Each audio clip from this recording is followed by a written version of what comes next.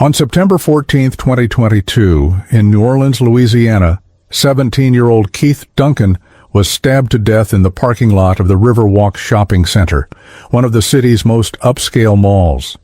The killer, 17-year-old Jeffrey Blake, attacked Keith as he was returning to his car after an afternoon of shopping, stabbing him multiple times in what began as a robbery attempt, but quickly escalated when Keith recognized his attacker and fought back. Keith's body was discovered by a mall security guard making routine rounds shortly after 7 p.m., slumped beside his car in a pool of blood, his expensive watch and gold chain conspicuously missing. The brutal murder shocked the affluent Garden District community where both teenagers lived just blocks apart, their paths crossing in a fatal encounter that would forever change two families and leave a city wondering how such violence could erupt between two young men with seemingly bright futures ahead. Before we dive deeper into this tragic case, I'd like to ask you to subscribe if you're interested in more true crime analyses like this one. Where are you watching from today? The support from viewers like you helps us continue to bring these important stories to light. Jeffrey Blake had been watching Keith Duncan for nearly an hour inside the mall, stalking him from store to store while keeping a careful distance, his eyes fixed on the gleaming watch adorning Keith's wrist. The mall's security cameras would later reveal the calculated nature of Jeffrey's movements, how he lingered outside high-end stores as Keith shopped, how he maintained his distance until Keith headed for the exit, and how he followed him into the dimly lit section of the parking garage where fewer cameras monitored the area. New Orleans police would later determine that Jeffrey had specifically targeted Keith for the designer watch and gold chain he wore, items valued at over $15,000, but had not anticipated that Keith would recognize him from their neighborhood and fight back with unexpected ferocity. What began as a premeditated robbery quickly spiraled into a desperate, violent struggle when Keith, realizing who his attacker was, landed several powerful punches that left Jeffrey bleeding and panicked. The parking garage of the Riverwalk Shopping Center sits perched along the Mississippi River, its upper levels offering views of the murky waters that have witnessed centuries of the city's darkest moments. On that warm September evening, as tourists wandered nearby Bourbon Street and locals sought respite from the lingering summer heat, few would have noticed the teenage boy trailing another through the garage's concrete labyrinth. The surveillance cameras captured Jeffrey's face clearly as he pulled his hoodie up moments before approaching Keith, his hand already reaching for the knife concealed in his pocket. The cameras also captured Keith's shocked expression of recognition, the moment he called Jeffrey by name, asking what he was doing, before realizing the danger he was in.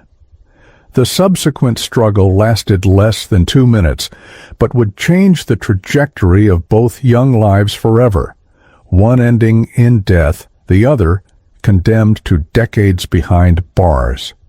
The altercation was brutal and chaotic, with Keith initially gaining the upper hand as his athletic build and quick reflexes allowed him to land several powerful blows that left Jeffrey with a broken nose and split lip.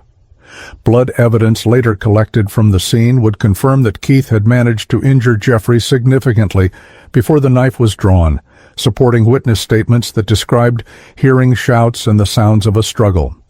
Jeffrey, overwhelmed by Keith's unexpected resistance and panicking at being recognized, pulled out a 7-inch hunting knife he had concealed in his jacket. The medical examiner would later count 11 stab wounds across Keith's chest, abdomen, and arms, indicating a frenzied attack far beyond what would have been necessary to facilitate a simple robbery. As Keith collapsed to the ground, security camera footage showed Jeffrey quickly removing the watch from Keith's wrist and tearing the gold chain from his neck before fleeing the scene, leaving Keith to bleed out alone between parked cars. New Orleans has long been a city where beauty and violence dance in uncomfortable proximity, where the ornate wrought-iron balconies of the French Quarter cast shadows over alleys where crimes unfold nightly. The Riverwalk Shopping Center represented the city's aspirational side, clean, modern, and exclusive, a stark contrast to the poverty that plagued many neighborhoods just a few miles away. Both Keith and Jeffrey had grown up in this dichotomy, attending the same middle school years earlier before their paths diverged in high school. Keith to a private academy on scholarship, Jeffrey to the struggling public school with metal detectors at its entrances. Detective Noah Brown, a 20-year veteran of the New Orleans Police Department's Homicide Division, would later tell reporters that this case exemplified the city's ongoing struggle with class divisions and opportunity gaps. Brown had seen countless young men make fatal decisions over far less valuable items than a $15,000 watch, but the personal connection between victim and killer added a layer of tragedy that haunted even his seasoned investigative team. The Riverwalk's extensive security system would prove invaluable to investigators, providing high-definition footage of Jeffrey's movements throughout the mall and into the parking garage. The cameras had captured him noticing Keith at the food court, adjusting his path to follow at a distance, and the calculating way he observed the expensive watch when Keith reached for his wallet. Most damning was the footage showing Jeffrey deliberately choosing not to exit through the main entrance, but instead following Keith to the more isolated section of the parking garage.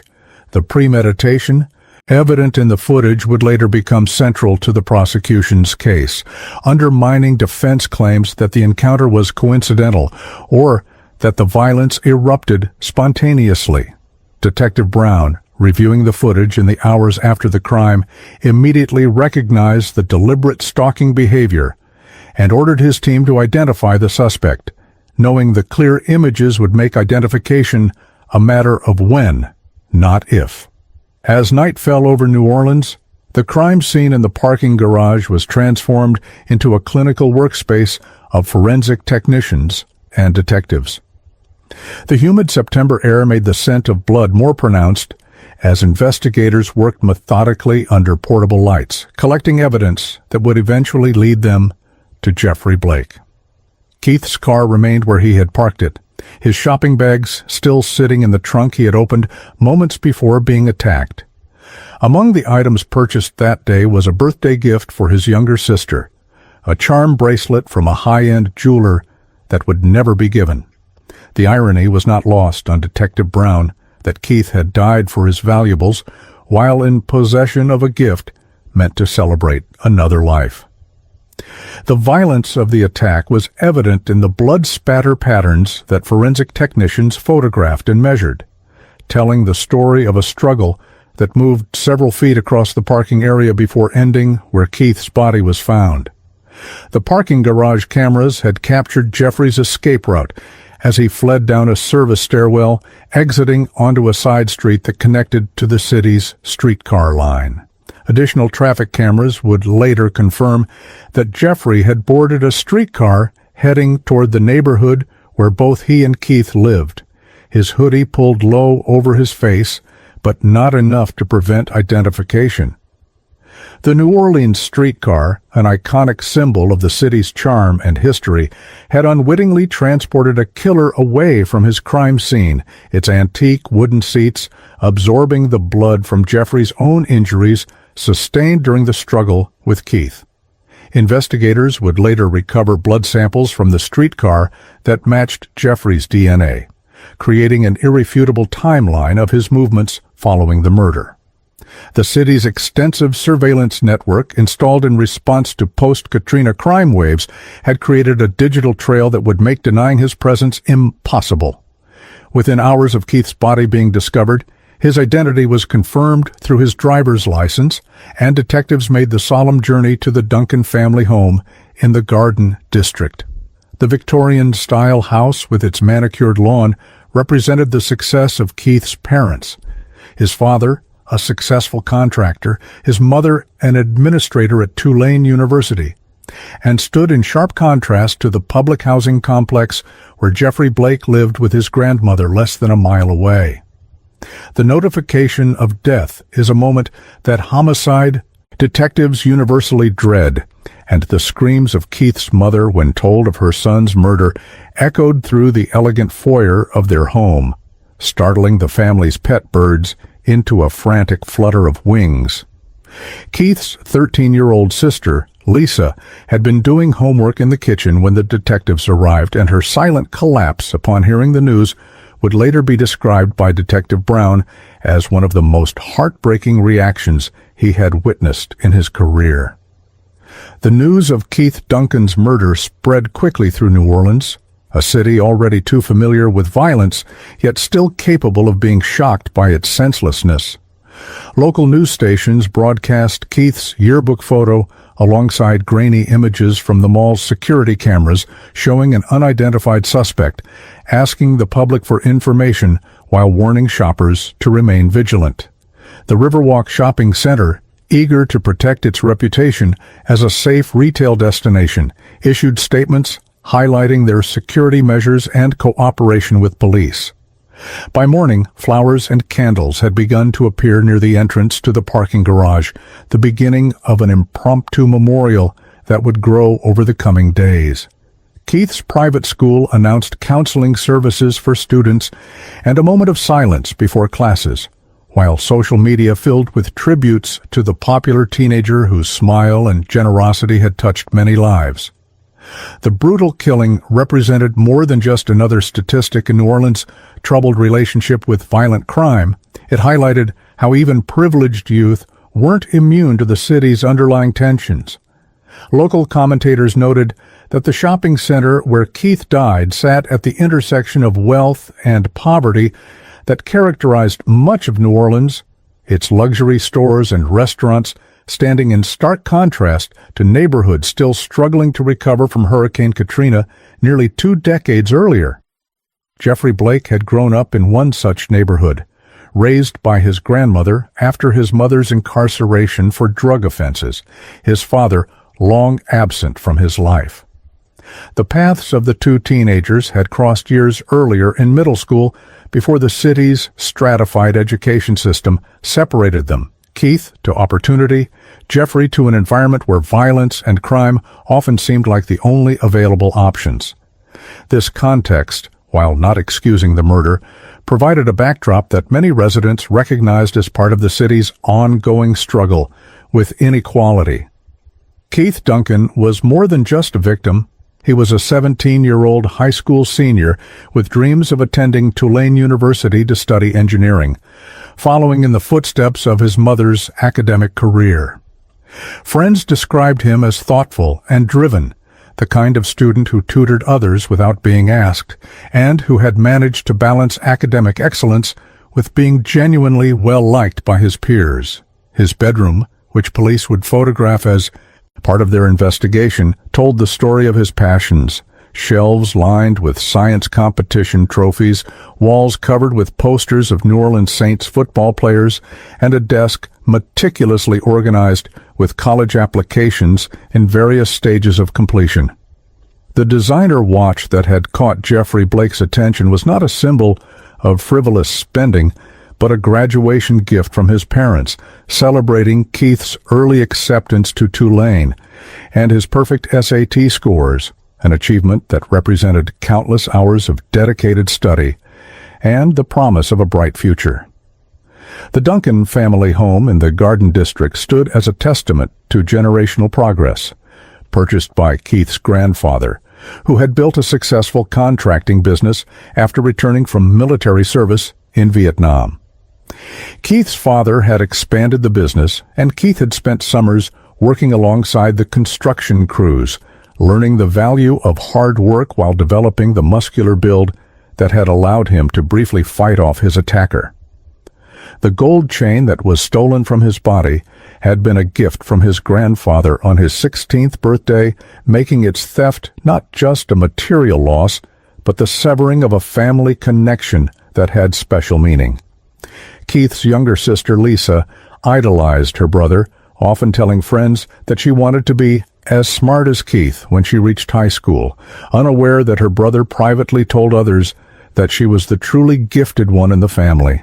Their relationship was unusually close for teenage siblings, with Keith often adjusting his own schedule to drive Lisa to her dance classes or to help with her science projects. At Marshall Preparatory Academy, the private school Keith attended on partial scholarship, teachers spoke of a young man who defied stereotypes by being both intellectually gifted and socially adept. His calculus teacher, in a statement to police, recalled how Keith had organized study groups for struggling classmates before exams, refusing payment even when offered. The school's basketball coach noted that while Keith wasn't a starter on the team, his dedication to improvement and his ability to motivate teammates had made him an essential part of their successful season. The yearbook staff had already selected Keith to be featured in the Most Likely to Succeed section of the upcoming senior edition, a designation that now carried a heartbreaking irony. A collection of college acceptance letters found in Keith's desk drawer revealed options beyond Tulane, including offers from Georgia Tech and MIT, evidence of a future full of possibility that had been violently extinguished in a parking garage over material possessions. The $15,000 designer watch that had caught Jeffrey Blake's attention represented more than just its monetary value in the Duncan family narrative. Keith had admired the watch in a magazine for months before his early college acceptance, pointing it out to his parents but never asking for such an expensive gift. When his father's business landed a major contract to help rebuild a historic theater in the French Quarter, his parents had secretly purchased the watch, seeing it as both a reward for Keith's academic achievements and an investment piece that would serve him throughout his professional life. Security camera footage from the mall on the day of the murder showed Keith checking the time on this watch repeatedly, unaware that its gleaming surface had caught the attention of someone with deadly intentions. The watch, designed to be passed down through generations, would instead become evidence in a murder case, its serial number helping to connect the stolen item found in Jeffrey's bedroom to its rightful owner. Keith's social media accounts, reviewed by detectives seeking insights into any possible connection with his killer, revealed a teenager with a wide circle of friends and a life centered around family, school, and community service. His Instagram feed showed him volunteering at post-hurricane cleanup efforts, celebrating basketball victories with teammates, and posing proudly beside his sister at her dance recitals. There were no signs of involvement with drugs or gangs, no concerning relationships or threatening messages that might have foreshadowed violence. Several posts showed Keith with his arm around his sister Lisa, their resemblance striking in their shared smile and bright eyes that reflected the Duncan family's tight bonds. A video posted just 3 days before his murder showed Keith teaching Lisa how to drive in an empty parking lot, both of them laughing as she stalled the car repeatedly. The comment section was filled with friends teasing Keith about his patience and Lisa about her driving skills, the ordinary teenage interaction now preserved as a final digital memory of their relationship. New Orleans had lost not just a promising young life, but a future community leader whose early commitments to service suggested he would have continued his family's tradition of investing in the city. Keith had already accumulated over 300 hours of community service during high school, far exceeding the requirements for graduation, with much of his time dedicated to tutoring elementary school students in mathematics at a community center not far from where Jeffrey Blake lived. In a cruel twist that investigators would later note, Keith had likely encountered Jeffrey during these tutoring sessions years earlier, creating a tenuous connection between victim and killer that neither acknowledged at the time of the murder. Keith's phone, recovered from his pocket at the crime scene, contained text messages sent earlier that day discussing plans to organize a school supplies drive for underserved schools in the very neighborhood where Jeffrey lived, a final testament to his concern for addressing the inequities he recognized in his community. The loss of Keith Duncan resonated beyond his immediate family and school touching the broader New Orleans community that had watched him grow from an eager child into a young man of promise. Local news coverage featured interviews with former teachers from his elementary years who remembered his curious nature and kind heart, alongside coaches from youth sports leagues who spoke of his team-first mentality. The pastor of the family's church recalled Keith's confirmation ceremony and his thoughtful questions about faith and service, describing him as a light in a city that often struggles with darkness. As details of the murder emerged, the sense of collective grief intensified, with many seeing in Keith's death not just the loss of an individual, but a symbolic blow to the city's hopes for its youth. A candlelight vigil held 2 days after the murder drew hundreds of attendees from across the socioeconomic spectrum of New Orleans, a rare moment of unity in a city often divided by race and class. Lisa Duncan, Keith's 13-year-old sister, became the emotional center of the family's grief, her youth making her loss all the more poignant to those following the case.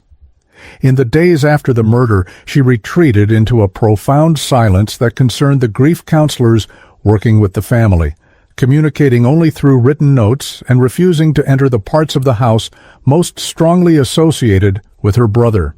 The charm bracelet Keith had purchased as her birthday gift, recovered from his shopping bags at the crime scene, was given to her by detectives with her parents' permission. A final gift that she would later wear to every court proceeding. Lisa's middle school principal described her as a bright, formerly vivacious student whose personality seemed to have been extinguished by her brother's death.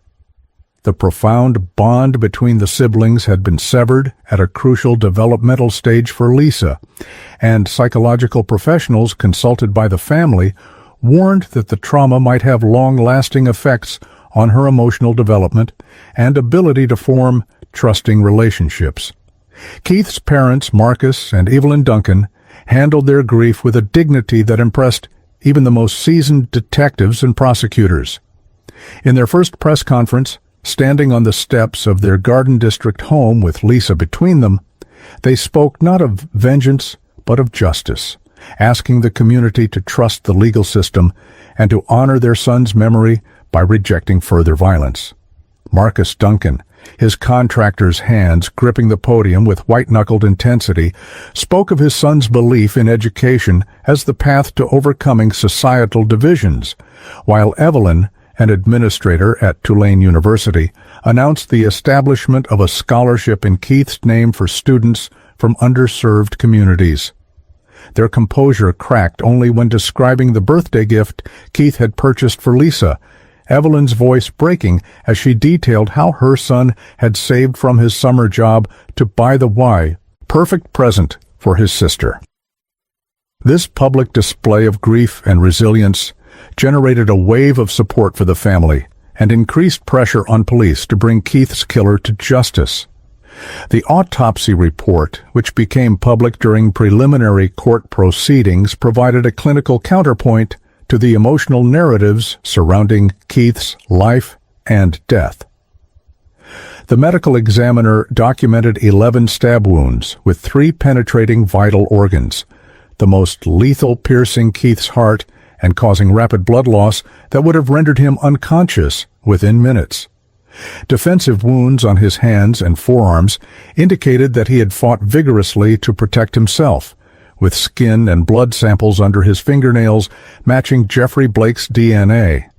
The report noted Keith's excellent physical condition, his strong cardiovascular system and muscular development likely extending his survival time long enough that had someone discovered him immediately after the attack, emergency medical intervention might have saved his life. This detail added another layer of tragedy to the case, suggesting that had the parking garage been more populated at that hour, the outcome might have been different. The autopsy also revealed no alcohol or drugs in Keith's system, contradicting early defense suggestions that the confrontation might have involved a disputed drug deal. As investigators pieced together Keith Duncan's final day, they created a timeline that highlighted the random cruelty of his murder.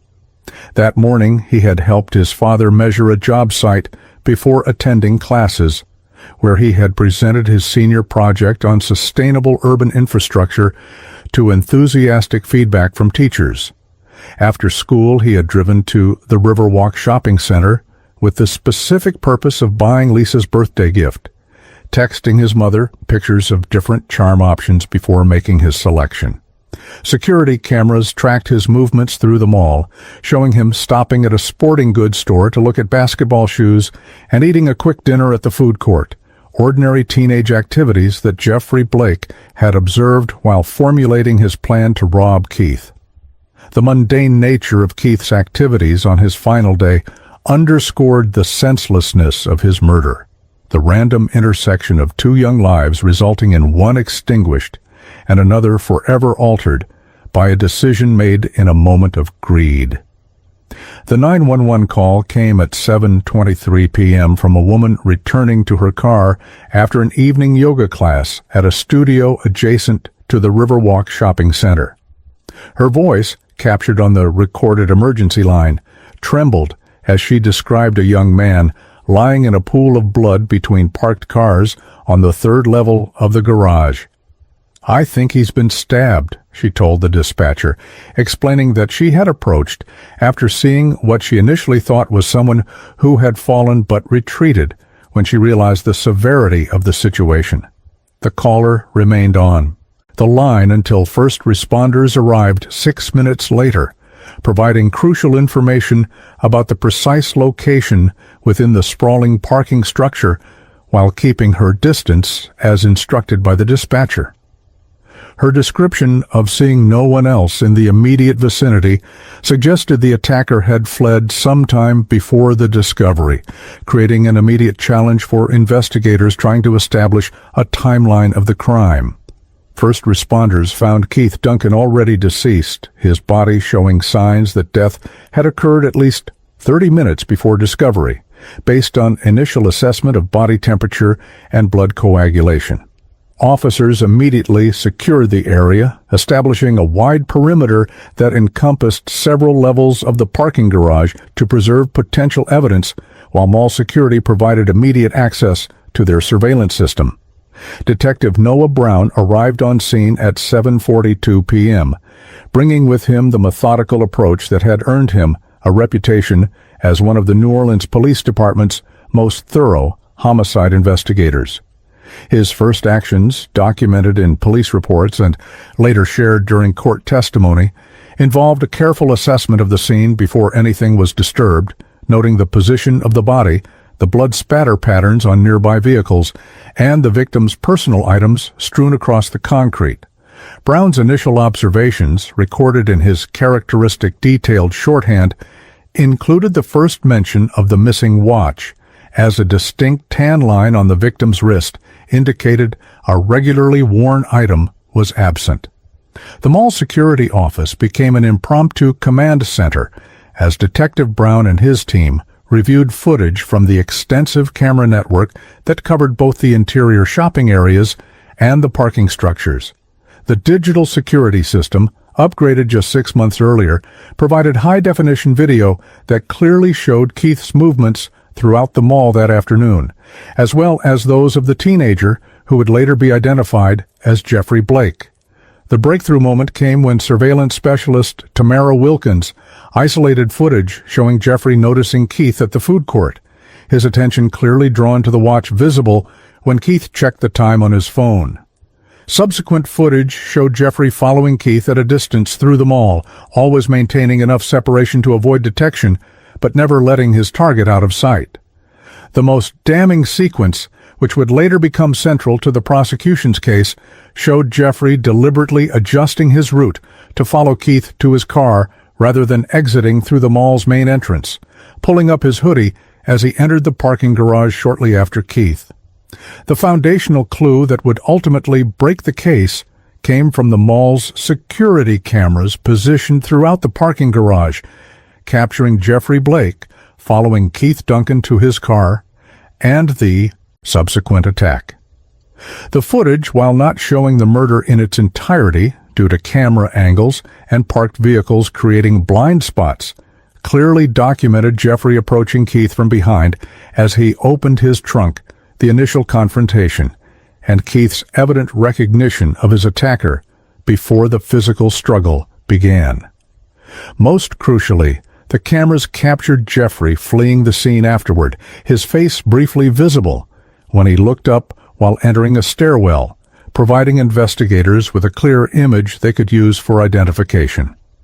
Detective Brown, watching the footage in real time as security staff navigated through the system, immediately recognized the significance of these images, ordering copies preserved through proper evidence protocols while dispatching officers to follow the suspect's escape route through additional cameras in the area. The crime scene told a story of violent struggle that corroborated what the security footage had partially captured. Blood spatter analysis, conducted by forensic technician Marcus Jeffries, indicated that the confrontation had moved approximately 15 feet across the parking area, with drops and smears suggesting Keith had fought back vigorously before succumbing to his injuries. A trail of blood leading away from the scene initially suggested the perpetrator had also been injured. A theory later confirmed when DNA analysis matched this blood to Jeffrey Blake. Keith's car contained shopping bags with recently purchased items, including the charm bracelet intended for his sister's birthday. But his wallet remained in his back pocket with cash still inside, suggesting the killer had targeted specific items rather than taking everything of value. Most notable to investigators was the precision with which the watch and chain had been removed, the watch clasp unfastened rather than broken, indicating the killer had taken time to properly remove it, despite having just committed a violent murder. Detective Noah Brown, standing in the harsh fluorescent lighting of the parking garage as the medical examiner made preliminary assessments of Keith's body, recognized immediately that this case would require delicate handling beyond the technical aspects of the investigation. New Orleans had a troubled history with crimes crossing racial and socioeconomic lines, and Brown knew that a murder occurring at an upscale shopping center would generate significant media attention and community anxiety. Using his department-issued tablet, he pulled up Keith's driver's license information and noted the Garden District address, mentally preparing for the difficult notification he would soon make to the family. The detective assigned Officer Jasmine Williams, known for her compassionate approach to victims' families, to gather preliminary background on the Duncan family before the notification team arrived at their home.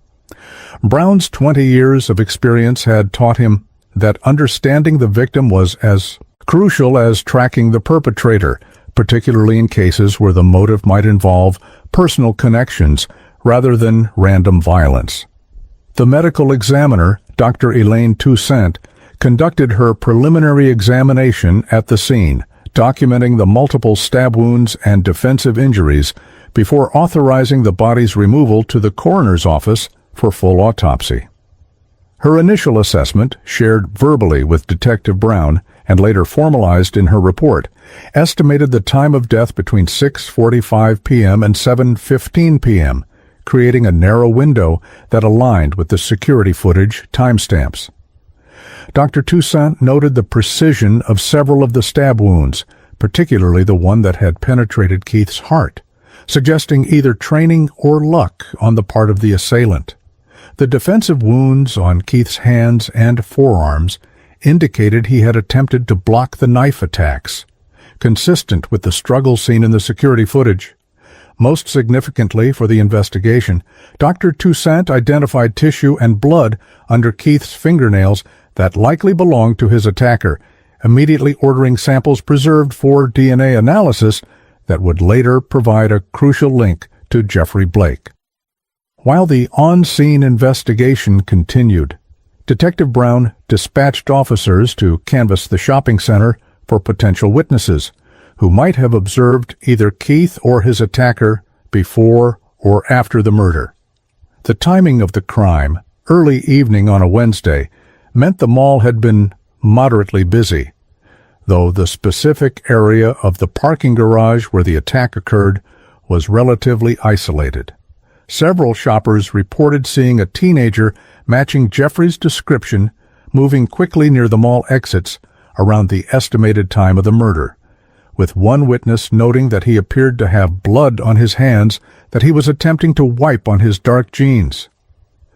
Mall employees from stores where Keith had shopped provided additional context for his movements prior to the attack, with the jewelry store clerk who had sold him the charm bracelet for his sister remembering him clearly because of his polite demeanor, and the story he had shared about his sister's upcoming birthday.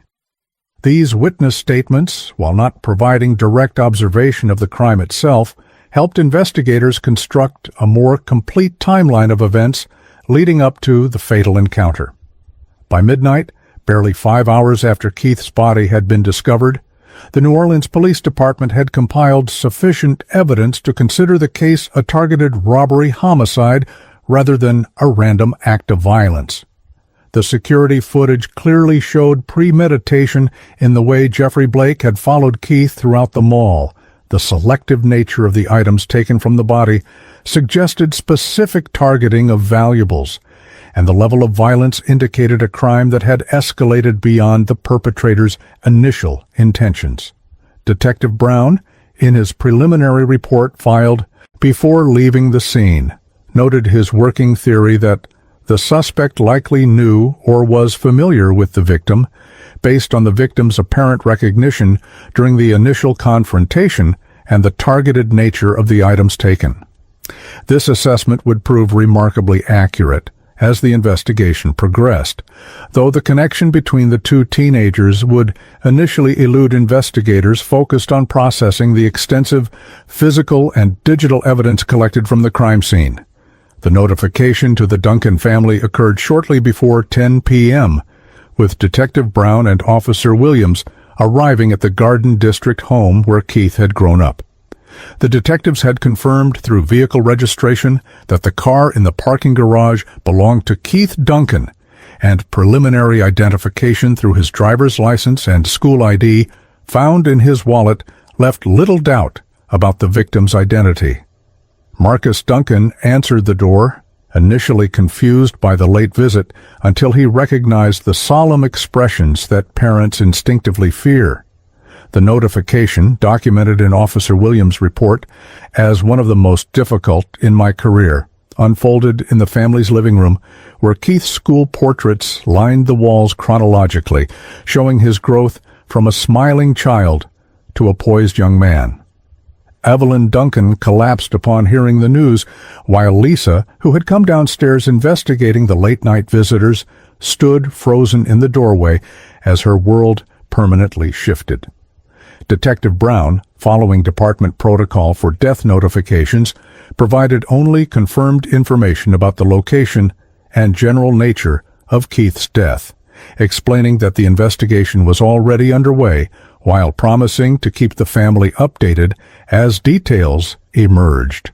The following morning, as dawn broke over New Orleans with the characteristic golden light that photographers love to capture, reflecting off the Mississippi River, the investigation entered a new phase focused on identifying the suspect clearly visible in the security footage.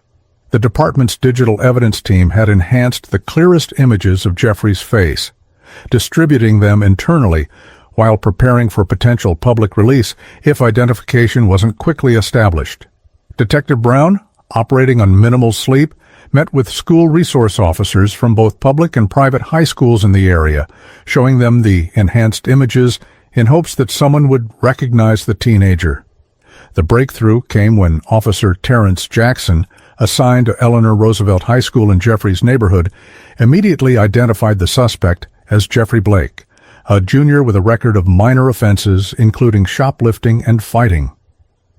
Jackson provided crucial background information about Jeffrey's living situation with his grandmother, his absent parents, and his recent behavioral issues at school, creating the first comprehensive profile of the suspect and establishing a starting point for locating him.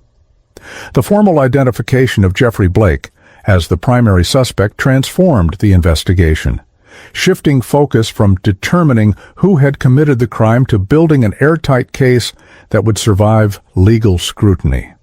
Detective Noah Brown, upon receiving confirmation of Jeffrey's identity from Officer Jackson, immediately initiated a background check that revealed a troubling progression of juvenile offenses, beginning with shoplifting at age 13 and escalating to more serious property crimes and fighting by age 16.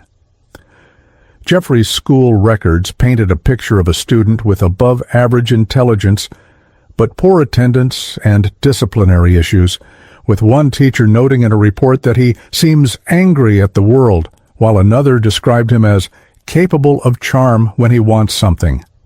Most significant for the investigation was the discovery that Jeffrey lived less than a mile from the Duncan family home, suggesting the possibility that he and Keith had crossed paths in the neighborhood, potentially explaining Keith's apparent recognition of his attacker as seen in the security footage. This geographical connection, combined with Jeffrey's history of property crimes, strengthened Brown's initial theory that the robbery had turned deadly when Keith recognized his attacker. Forensic analysis of the mall security footage provided investigators with a detailed timeline of Jeffrey Blake's actions before, during, and after the murder. The footage showed him entering the mall alone at 5:42 p.m., wearing dark jeans and a gray hoodie, initially browsing through stores without apparent purpose. At 6:13 p.m., cameras captured the moment when Jeffrey first noticed Keith in the food court, his attention visibly drawn to the watch on Keith's wrist when he checked the time on his phone. Subsequent footage documented Jeffrey's methodical stalking of Keith through the mall, always maintaining enough distance to avoid detection while keeping his target in sight. Video analyst Tamara Wilkins noted in her report how Jeffrey's body language changed after spotting Keith, becoming more focused and deliberate, his path through the mall no longer random but clearly tracking another shopper. The footage from 6:52 p.m. showed Keith exiting the mall toward the parking garage, with Jeffrey following approximately 30 seconds behind, pulling up his hoodie as he passed through the doors in an apparent attempt to conceal his identity from the cameras he likely knew were monitoring the exits. The parking garage cameras provided crucial evidence of premeditation, capturing Jeffrey following Keith up the ramp to the third level rather than exiting to the street, as would be expected if their paths crossing had been coincidental. These cameras showed Jeffrey accelerating his pace to close the distance between himself and Keith once they were in the more isolated environment of the parking structure. The most damning sequence, which prosecutor Ashley Martinez would later describe as the moment that removes all doubt about intent, showed Jeffrey reaching into his pocket and removing what appeared to be a knife, while still several car lengths behind Keith, clearly preparing for the confrontation before Keith had even reached his vehicle. This footage contradicted what would later become Jeffrey's initial claim that he had pulled the knife only in self-defense after Keith attacked him, establishing a timeline that showed the weapon was readied before any interaction between the two teenagers occurred. The careful documentation of these video timestamps would prove essential in refuting defense arguments and establishing first-degree murder charges rather than a lesser offense. Detective Brown, recognizing that identifying Jeffrey was only the first step in building a prosecutable case, focused on establishing a connection between the suspect and the stolen items. Working with Jeffrey's school records, Brown discovered that Jeffrey had been absent from classes on the day of the murder, but had attended the following day, suggesting he had not fled the area after committing the crime. This information led Brown to believe the stolen watch and chain might still be in Jeffrey's possession, potentially at his residence, providing grounds for a search warrant. Judge Marianne Collins, reviewing the evidence presented by Brown, including the clear security footage, Jeffrey's criminal history, and the geographic proximity to the victim, granted a warrant for Jeffrey's arrest and a search of his grandmother's home, where he resided. The judge's comments, noted in court records, described the evidence as compelling and specific, authorizing the police action that would ultimately recover the stolen items and solidify the case against Jeffrey Blake. The tactical team that approached Loretta Blake's modest home in the early morning hours of September 16th, just 2 days after the murder, employed caution due to the violent nature of the crime they were investigating. Officer reports describe a coordinated entry at 5:45 a.m., with Jeffrey taken into custody while still in bed, offering no resistance beyond initial confusion. Jeffrey's grandmother, awakened by the commotion, repeatedly asked what was happening as officers secured the premises and explained the warrant. Detective Brown, who had remained outside until the residence was secured, entered to find a visibly shaken Jeffrey already in handcuffs, wearing only boxer shorts and a t-shirt, his expression shifting from confusion to resignation as Brown explained he was being arrested in connection with the murder of Keith Duncan. The teenager's lack of surprise at the specific charge was noted by Brown in his report, interpreting it as potential consciousness of guilt that Jeffrey seemed unsurprised about which crime had brought police to his door. The search of Jeffrey's bedroom yielded immediate results that exceeded investigators' expectations.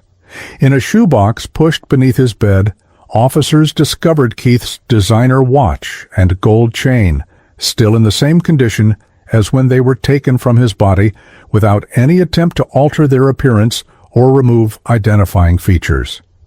Detective Brown, photographing the items where they were found before having them properly bagged as evidence, noted the strange juxtaposition of these luxury items amid the sparse furnishings of Jeffrey's room. A single bed with mismatched sheets, a dresser with peeling veneer, and walls bare except for posters of rap artists and basketball players. The discovery of the stolen items in Jeffrey's possession created an irrefutable link between him and the crime, transforming what might have been a circumstantial case based primarily on video evidence into one with physical evidence directly connecting the suspect to the victim. Most damaging to any potential defense was that the items appeared untouched, suggesting Jeffrey had not taken steps to sell them or otherwise dispose of evidence, indicating either a lack of planning or a desire to keep the trophies of his crime. Further search of Jeffrey's room revealed additional evidence that strengthened the case against him.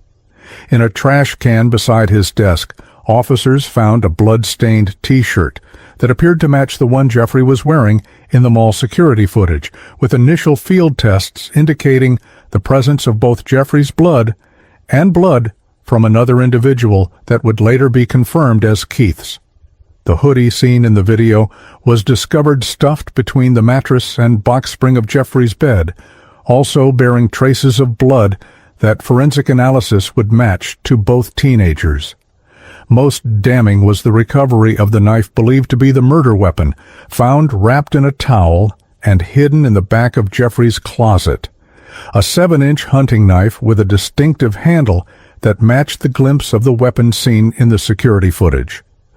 The blade, despite apparent attempts to clean it, still contained trace evidence in the hilt that DNA analysis would later match to Keith Duncan, creating an unassailable connection between Jeffrey and the specific instrument used in the killing. While the physical search continued, Detective Brown conducted a preliminary interview with Loretta Blake, Jeffrey's grandmother, who expressed shock and disbelief at the allegations against her grandson. The 68-year-old woman, who had raised Jeffrey since his mother's incarceration for drug offenses when he was 7 years old, described him as troubled but not violent, noting his struggles in school and with authority figures, but insisting he had been home on the evening of September 14th. When confronted with the timeline established by the mall security footage, Ms. Blake acknowledged that Jeffrey had left the house around 4 p.m., claiming he was going to meet friends, and had returned sometime after 8 p.m. with what she had assumed was a nosebleed. Her description of Jeffrey's injured condition upon returning home corroborated the forensic evidence indicating Keith had fought back during the attack, with Ms. Blake recalling that Jeffrey had claimed he got into it with some guys who had jumped him near the streetcar stop.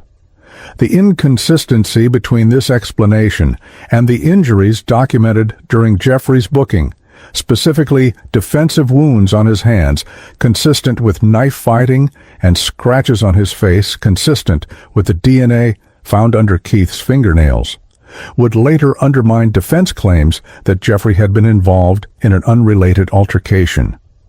Detective Brown's initial interrogation of Jeffrey Blake at the police station revealed a suspect attempting to maintain composure, but showing clear signs of stress as evidence was methodically presented. The interview, recorded on video as required by department policy, began with Jeffrey claiming complete ignorance about Keith Duncan or any incident at the Riverwalk shopping center. When shown still images from the security footage placing him at the mall, Jeffrey adjusted his story to admit he had been there, but he denied following anyone or being involved in any altercation. The tactical turning point came when Brown placed photographs of the watch and chain found in Jeffrey's room on the table, asking directly, "How did Keith Duncan's belongings end up under your bed if you never met him?" The visible shift in Jeffrey's demeanor, a momentary widening of the eyes, a nervous swallow, hands suddenly restless on the table, told Brown his suspect was reassessing his options. Jeffrey then requested a lawyer, ending the initial interrogation, but providing investigators with recorded evidence of his changing story and reaction to being confronted with physical evidence, behaviors that experienced detectives recognized as consciousness of guilt. News of Jeffrey Blake's arrest spread quickly through New Orleans, with local media providing extensive coverage that included his yearbook photo alongside images of Keith Duncan, creating a visual narrative that emphasized the tragic intersection of two young lives. The police department, recognizing the sensitive nature of the case involving minors from different socioeconomic backgrounds, held a press conference where Chief Robert Martinez emphasized that while Jeffrey was legally a juvenile at 17, Louisiana law allowed him to be charged as an adult for first-degree murder. Detective Brown, speaking briefly about the evidence that led to the arrest, carefully avoided details that might compromise the ongoing investigation, while confirming that the department believed the motive involved robbery of specific valuable items. The Duncan family, represented by their attorney Sharon Willis, issued a statement expressing gratitude for the swift police work while requesting privacy as they prepared for Keith's funeral. Notably absent from any public statements was Jeffrey's family, with his grandmother declining all interview requests and no other relatives coming forward to speak on his behalf, creating an immediate imbalance in the public narrative that would continue throughout the legal proceedings. The forensic evidence collected from both the crime scene and Jeffrey's bedroom created a scientific narrative that corroborated the story told by the security footage. DNA analysis confirmed that blood found on the parking garage floor belonged to both Keith Duncan and Jeffrey Blake, supporting the theory that Keith had fought back and injured his attacker. Blood spatter expert Dr. Raymond Owens, examining photographs from the scene, determined that the distribution pattern indicated multiple stab wounds delivered with significant force, contradicting potential defense claims of a single panicked action. Fingerprint analysis identified Jeffrey's prints on Keith's car near where the struggle began, placing him directly at the scene in a way that couldn't be explained by coincidental presence in the parking garage. Most conclusive was the DNA match between skin cells found under Keith's fingernails and Jeffrey Blake, providing irrefutable scientific evidence that Keith had scratched his attacker during the struggle, injuries still visible on Jeffrey's face when he was taken into custody. This forensic evidence, compiled in a preliminary report for the district attorney's office, strengthened what was already a compelling case built on video evidence and the recovery of stolen property. The investigation entered a new phase after Jeffrey Blake's arrest, with the focus shifting from identification to building a comprehensive case that would withstand the scrutiny of court proceedings. Detective Noah Brown, working closely with the district attorney's office, recognized that, despite the strong physical and video evidence establishing the exact nature of the connection between Jeffrey and Keith would be crucial for understanding the full context of the crime and countering any potential defense strategies. Through interviews with classmates and teachers from both teenagers' schools, investigators discovered that Jeffrey and Keith had indeed crossed paths years earlier at Roosevelt Middle School before Keith received a scholarship to the private Marshall Preparatory Academy. Several former classmates recalled tensions between the two boys even then, with Jeffrey reportedly resenting Keith's academic success and popularity. Most significant was testimony from a former teacher who remembered breaking up an altercation between them in 8th grade after Jeffrey had accused Keith of acting better than everyone else because of his acceptance to the prestigious private school. This history, while years old, provided valuable context for Keith's apparent recognition of Jeffrey during the attack and suggested the possibility that Jeffrey had specifically targeted Keith rather than opportunistically selecting him, based solely on his visible valuables. When police searched Jeffrey Blake's bedroom, they discovered Keith's $15,000 designer watch and gold chain hidden beneath his mattress, creating an irrefutable connection between the suspect and the crime. The condition of these items provided important insights into Jeffrey's state of mind. Neither had been damaged or altered in ways that would make them easier to sell, suggesting he had kept them as trophies rather than taking them purely for financial gain. Forensic examination revealed that, despite apparent attempts to wipe them clean, both items still contained trace DNA matching Keith Duncan, along with fingerprints matching Jeffrey that were positioned in ways consistent with removing the items from a victim rather than normal wear.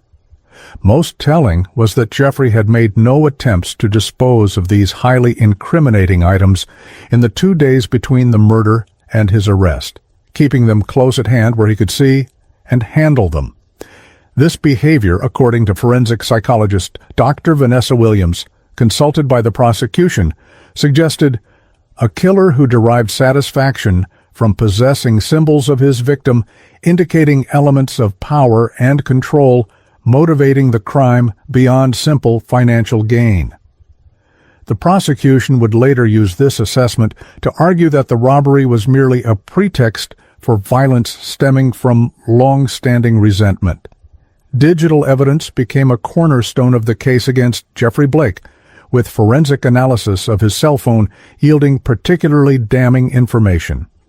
Location data confirmed his presence at the Riverwalk Shopping Center during the time of the murder, contradicting his initial claims about his whereabouts that evening.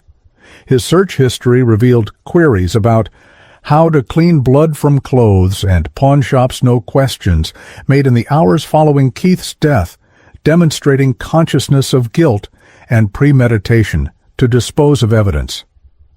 Perhaps most incriminating were text messages sent to a friend the day before the murder, where Jeffrey had written, "Gonna come up big tomorrow," and "tired of watching these rich boys flash stuff they don't deserve," suggesting he had been planning some form of robbery.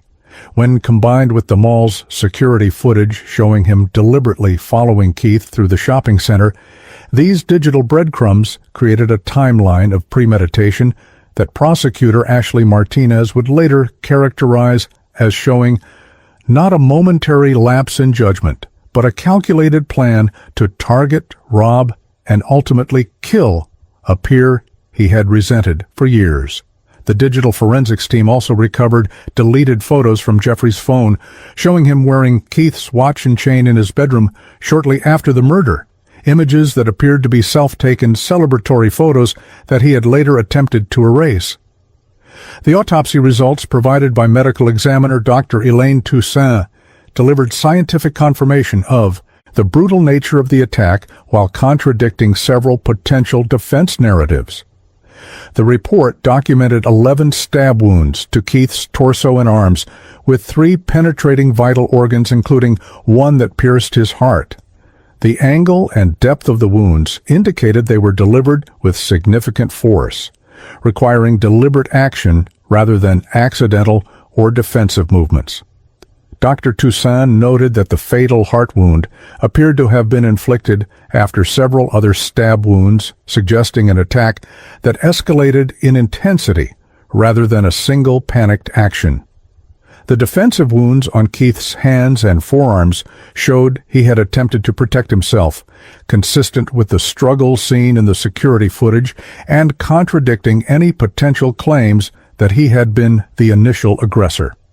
Toxicology results showed no alcohol or drugs in Keith's system, eliminating another potential defense angle suggesting impaired judgment or a drug-related dispute.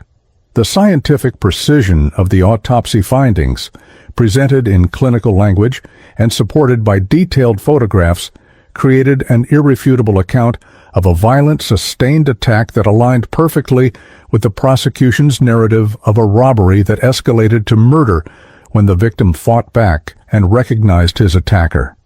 Motive became a central focus for investigators as they delved deeper into the backgrounds of both teenagers, seeking to understand why a robbery had escalated to such extreme violence. Through interviews with Jeffrey's classmates and examination of his social media activity, a picture emerged of a young man obsessed with status symbols and resentful of peers with greater financial resources. Several classmates described Jeffrey's fixation on designer clothing and luxury accessories, noting how he would often comment on other students' possessions and question how they could afford such items. His Instagram account, though sparsely populated with actual photos of himself, contained numerous saved images of luxury watches similar to the one Keith owned, suggesting a particular fixation on these status symbols. Most revealing was a notebook found in Jeffrey's room containing drawings of watches alongside calculations of their value and how long it would take to purchase them at minimum wage. Drawings that notably included sketches resembling Keith's distinctive timepiece. This evidence of long-standing obsession with the very type of item stolen from Keith strengthened the prosecution's theory that the robbery was not random, but specifically targeted, with Jeffrey selecting Keith as a victim after noticing his watch in the mall and possibly recognizing him as a former classmate who had gone on to greater opportunities. The relationship between Jeffrey Blake and Keith Duncan became clearer as investigators pieced together their intersecting histories, revealing tensions that dated back years before the fatal encounter. Beyond their time as middle school classmates, detectives discovered that Keith had occasionally volunteered as a tutor at the community center near Jeffrey's home, creating the possibility that their paths had crossed more recently than initially thought. Interviews with staff at the center confirmed that both teenagers had been present on several occasions during the previous year, though no direct interactions had been documented. A particularly significant connection emerged through social media analysis, where investigators found that Jeffrey had been among the viewers of Keith's Instagram stories, showcasing his watch and other possessions, having viewed these posts multiple times in the weeks before the murder, despite not being among Keith's accepted followers. This digital stalking, combined with the history of middle school tension and the geographic proximity of their homes, painted a picture of Jeffrey maintaining awareness of Keith's life and possessions from a distance, cultivating resentment that ultimately exploded into violence. Detective Brown, summarizing these findings in his case report, concluded that the suspect appears to have harbored long-standing resentment toward the victim, viewing him as a symbol of the opportunities and privileges that he himself lacked, with the robbery serving as both financial opportunity and an act of perceived equalization. As the physical evidence mounted against Jeffrey Blake, his defense team began exploring alternative narratives, leading Detective Brown to proactively address potential challenges to the prosecution's case. When defense attorneys suggested the encounter might have been a drug deal gone wrong, investigators subpoenaed Keith's bank records and phone history, finding no evidence of suspicious transactions or communications that would support such a theory. When the possibility was raised that the two teenagers had arranged to meet rather than Jeffrey stalking Keith, detectives obtained complete cell phone records showing no communications between them before the murder. Each potential defense angle was methodically investigated and countered with evidence, creating what prosecutor Ashley Martinez described as a case built like a fortress, with every possible entry point for reasonable doubt sealed off before the defense could exploit it. This thorough approach reflected Brown's experience with how seemingly strong cases could be undermined by unanswered questions or unexplored alternatives, particularly in cases involving juvenile defendants where juries might be more inclined toward leniency or consideration of external factors influencing behavior. The final piece of the evidentiary puzzle came from enhanced analysis of the mall security footage, which digital forensics experts were able to improve beyond the initial review to reveal critical details of the interaction between Jeffrey and Keith. Advanced audio enhancement of footage from cameras nearest the attack, while not providing clear speech, captured enough sound to determine that verbal exchange had occurred before the physical confrontation began. The enhanced video showed Keith's expression changing from surprise to recognition, his body language shifting from defensive to confrontational as he apparently recognized his attacker. Most damning was the enhanced footage showing Jeffrey's initial approach with the knife already in hand, contradicting his later claim that he had drawn the weapon only after Keith attacked him. The digital evidence team created a synchronized multi-camera view of the entire sequence, from Jeffrey first spotting Keith in the mall to his escape from the parking garage after the murder, providing a comprehensive visual narrative that prosecutor Martinez planned to use as the backbone of the state's case. This enhanced footage, combined with the physical evidence recovered from Jeffrey's room and the forensic evidence from the crime scene, created what one investigator described as one of the most complete evidentiary packages I've seen in a murder case, giving the prosecution extraordinary confidence as they prepared for grand jury presentation. The grand jury proceedings were brief by typical standards, with the volume and clarity of evidence leading to a quick indictment on charges of first-degree murder, armed robbery, and possession of a weapon during the commission of a violent crime. The decision to charge Jeffrey Blake as an adult, despite his age of 17, was supported by Louisiana law regarding violent felonies and received judicial approval based on the premeditated nature of the crime as established by the evidence.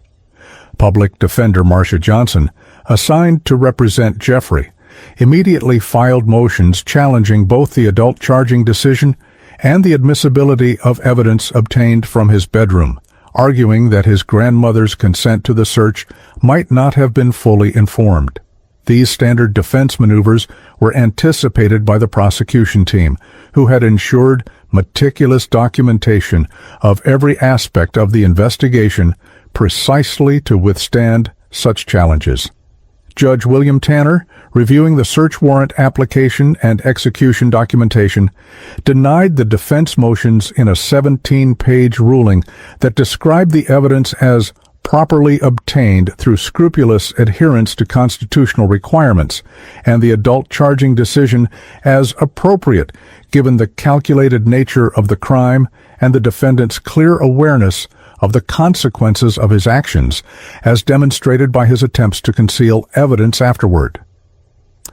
With these preliminary legal hurdles cleared, the case proceeded toward trial with unusual speed for the notoriously backlogged Louisiana criminal justice system, reflecting both the strength of the evidence and the high-profile nature of a case that had captured public attention. Jeffrey Blake's journey through the criminal justice system began in the pre-dawn hours of September 16, 2022, when Tactical officers secured his grandmother's home, and Detective Noah Brown placed him under arrest for the murder of Keith Duncan. The teenager, who had been sleeping when officers entered his bedroom, showed little emotion as handcuffs were secured around his wrists and he was led past his distraught grandmother to the waiting police vehicle. Officer Raymond Wilson, who transported Jeffrey to the station, noted in his report that the suspect remained silent during the entire journey, staring out the window at the New Orleans streets coming alive with early morning activity. The booking process was equally unremarkable, with Jeffrey mechanically following directions for fingerprinting and photography, his expression blank except for a single moment